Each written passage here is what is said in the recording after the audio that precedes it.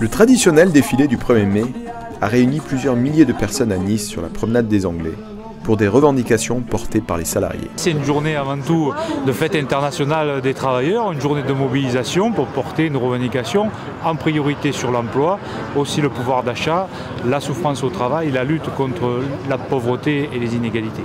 C'est un contexte particulier entre deux tours d'élection présidentielle, mais pour nous le 1er mai c'est avant tout un moment syndical.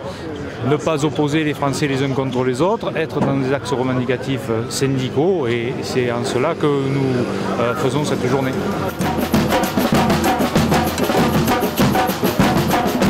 Il y a un enjeu parce qu'effectivement les syndicats, même si certains partis disent qu'on ne doit pas se mêler de la politique, au quotidien quand on est syndicaliste on se mêle de la politique parce qu'on veut faire changer les lois, et entre deux tours c'est un moyen important pour que les deux candidats entendent les propositions des salariés qui sont dans la rue et entendent les exigences portées par la CGT. Oui, je pense qu'il faut maintenant arrêter toutes ces délocalisations et faire une vraie relance du service public, c'est-à-dire que le service public n'est pas un coût pour la France mais une chance pour la France, et de recréer des emplois dans un premier temps en montrant l'exemple. L'État doit montrer l'exemple en réembauchant dans l'éducation, en réembauchant à la poste, en réembauchant dans tous les services publics qui servent aux gens de tous les jours. Déjà c'est un signal fort.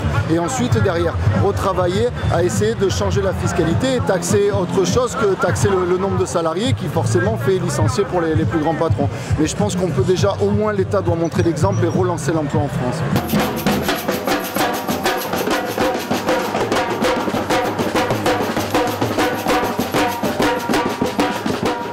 C'est 5 millions de chômeurs, c'est 8 millions de personnes en dessous du seuil de pauvreté.